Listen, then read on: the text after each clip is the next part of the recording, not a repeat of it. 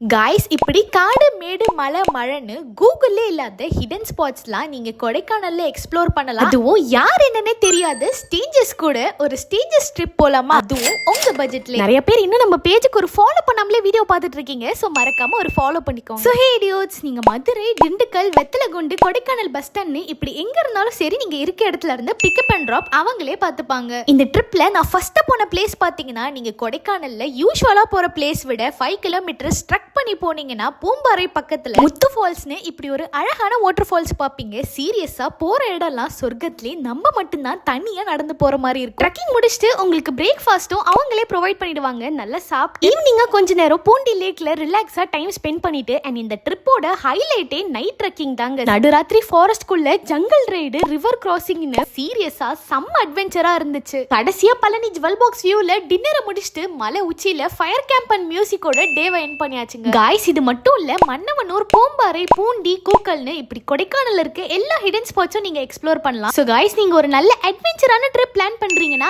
இன்னைக்கு SSK ஹாலிடேஸை contact பண்ணுங்க. உங்க நீடுக்கு ஏத்த மாதிரி உங்க ட்ரிப்பை கம்ப்ளீட்டா பிளான் பண்ணி கொடுப்பாங்க. And SSK holidays all over Tamil Nadu and கேரளாலயுமே பண்ணிட்டு இருக்காங்க.